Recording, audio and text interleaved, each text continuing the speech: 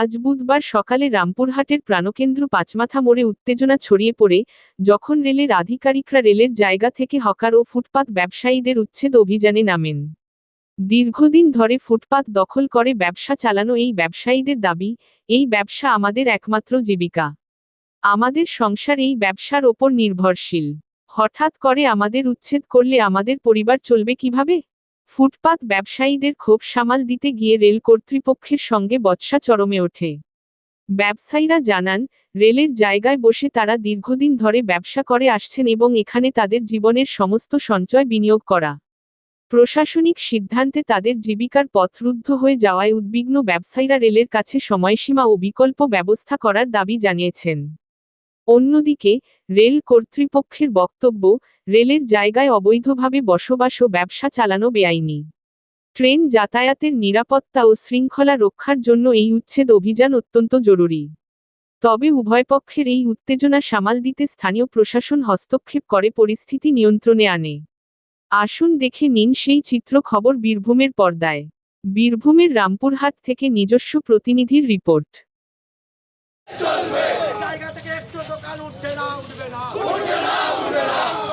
দাদাগিরি মানছি না,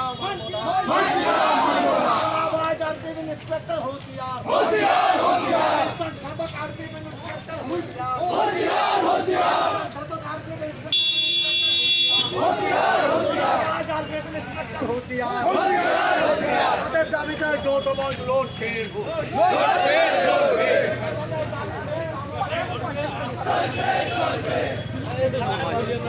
খারাপ কথা মানে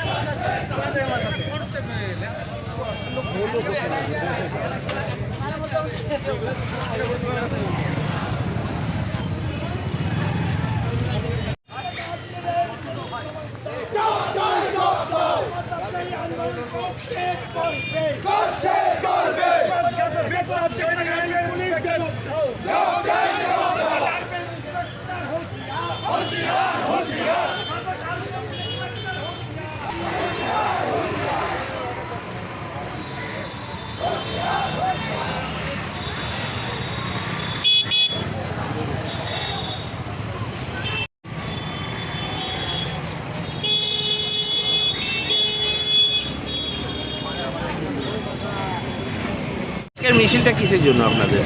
বিষয় হচ্ছে যে রেলের যে জায়গা, সেই জায়গা তারা নির্দিষ্টভাবে ডিমার্কেশন করে বাউন্ডারি ওয়াল দিয়ে দেওয়া আছে। তার বাইরে ড্রেনের উপরে এখানে দীর্ঘদিন ধরে ব্যবসা করে হকাররা। হঠাৎ করে রেল প্রশাসন তাদেরকে উচ্ছেদ করার জন্যে ব্যস্ত হয়ে পড়েছে। আমরা তাদের বলেছি যে এখানে শুধু একটা ডালা দিয়ে ব্যবসা শুরু করছে, তাতেও বসতে দেবে না। ফলে এত বেকার কোথায় যাবে, এত মানুষ কোথায় যাবে? বিকল্প ব্যবস্থা না করে কিভাবে উচ্ছেদ হচ্ছে এরকমভাবে আমরা প্রতিরোধ করেছি। ফলে তারা পিছু হটেছে। আমরা আপনাদের মাধ্যম থেকেই আমরা আহ্বান জানাতে চাই যে লড়াইটা পেটের লড়াই, এখানে কোনো রাজনীতির বিষয় নয়। সমস্ত রাজনৈতিক দলের যারা আছেন তাদেরকে আমরা অনুরোধ করব যে এই লড়াইটা একাই লড়ে আমরা পারবো না। ফলে যারা এখানকার বিধায়ক, পৌরপতি, এখানকার এমপি যিনি আছেন, তাদেরকেও আমরা অনুরোধ করব যে এদের বিকল্প ব্যবস্থা করা হোক, তারপরে উচ্ছেদ হোক। আমরা উন্নয়ন চাই, উন্নয়নের বিরোধী আমরা নই। সুতরাং উন্নয়ন হোক, আমরা এখান থেকে সরে যাব। কিন্তু শুধুমাত্র উচ্ছেদ হওয়াটাই যদি রেলের প্রশাসনের প্রধান কারণ হয়ে দাঁড়ায়, তাহলে সমস্যা তৈরি হবে। আমরা আজকে সংগঠিত হয়েছি, আমরা প্রতিরোধ করেছি, রেল পিছু হটেছে। আমরা এখানে যে কোনো মূল্যে এখানে ব্যবসা আমরা করব, কোনো মতে এখান থেকে আমরা উঠব না। 5 দিন এখানে ব্যবসা বন্ধ ছিল, কী কারণে বলতে পারবেন? আমরা প্রথম থেকে রেল প্রশাসন এবং রাজ্য প্রশাসনের সঙ্গে সহযোগিতা করেছি। আপনারা লক্ষ্য করে দেখেছেন যে আজ থেকে প্রায় 8-9 মাস আগে যখন প্রথম উচ্ছেদ হয়, তখন রাজ্য প্রশাসনের কর্মকর্তারা যারা ছিলেন, এখানকার বিধায়ক, পৌরপতি, তাদের উপস্থিতিতে যে আলোচনা হয়েছিল যে 1 মাসের মধ্যে জায়গা চিহ্নিত করা এবং 6 মাসের মধ্যে বিকল্প হকার জোন তৈরি করে দেওয়া হবে। আজও সেই হকার জোন তৈরি হলো না। ফলে নতুনভাবে যারা বসে আছেন এইখানে, তাদের শুধুমাত্র ত্রিপল, এই বর্ষা চলে গেল, আবার শীত এসছে, ফলে এই ত্রিপলের উপরেই তাদের ব্যবসা করতে হচ্ছে। ফলে রাজ্য প্রশাসন, রেল প্রশাসন তখন আমাদের বলেছিল যে আপনারা উঠে যান এবং ওখানে ব্যবসা শুরু করুন। আমরা সেই মতোই সেখানে ব্যবসা শুরু করছি। এখন হঠাৎ করে বলছে সেই ব্যবসাটাও করতে দেবে না। ফলে আমরা প্রতিরোধ করেছি, এটাই হচ্ছে বিষয়। এটা কারা বললো? রেল প্রশাসন। দিয়ে আজকে আপনারা আজকে প্রতিরোধ করলাম। কিছু জানতে পারলেন যে কি? না, বলতে জানার চাইছেন? বিষয় আমাদের নেই, আমরা লড়াই করে এখানে এই কালকে জায়গায় আমরা আপনাদেরকে থাকবো। ডাকা হয়েছিল, কেন ডাকা হয়েছিল? কালকে আমাদেরকে ডেকে বলা হয়েছিল যে আপনারা উঠে যান, কিন্তু তার আগে ডেকে বলা হয়েছিল যে আপনারা 2-3 দিনের জন্য এখান থেকে সরে যাবেন, আবার বুধবার থেকে বসবেন।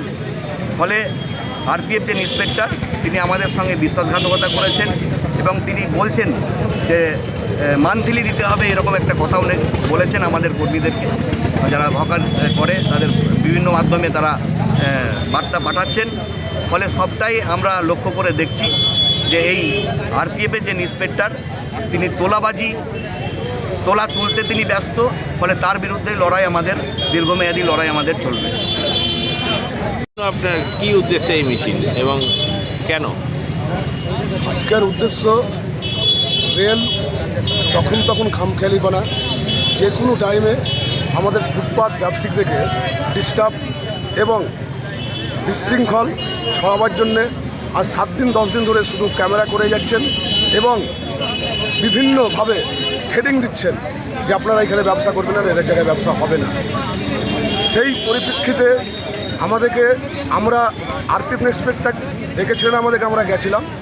উনি বলেছিলেন যে আমার ওপর থেকে খুব চাপ আছে, আপনারা 3-4 দিন আপনারা এখন ব্যবসা বন্ধ করুন, আমি ছবিটা তুলে পাঠিয়ে দেবো, দিয়ে আবার ব্যবসা করবেন, বুধবার থেকে আপনারা বসবেন। বললাম ঠিক আছে স্যার, আপনাদেরকে তো প্রথম থেকে আমরা কম্প্রোমাইজ করে আসছি, আর আমরা তো রামপুরের বাইরের ছেলে নয়, আমরা সবাই রামপুরের ছেলে, আপনিও রামপুরে চাকরি করছেন, আমরা সবাই মিলে একসঙ্গে মিলেমিশে থাকতে চাই। সেই পরিপ্রেক্ষিতে আপনি যেটা বলবেন আমরা সেইটাই মেনে নিচ্ছি, আমরা 3-4 দিন আমরা খালি করে দিই। তবে বুধবার স্যার আপনি কথা দিচ্ছেন আমাদের, কিন্তু বুধবার কিন্তু আমরা দোকান বসাবো। তা উনি প্রতিশ্রুতি দিয়েছিলেন যে হ্যাঁ বুধবার থেকে আপনারা বসাবেন।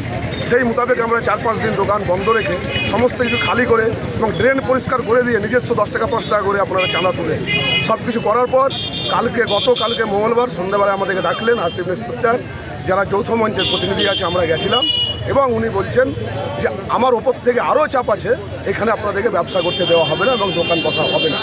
আমরা বললাম স্যার আমাদের তো দোকান নেই, আমাদের তো ডালা লাগিয়ে আমরা ব্যবসা করছি, আপনি তো বলেছেন কি বুধবার সকাল থেকে আপনারা বসবেন, এর সত্ত্বেও এত জুলুমবাজি কেন করছেন স্যার, গরিবের পেটে কেন লাত মারছেন যে না ওখানে বসাই যাবে না, আপনারা শুনবই না।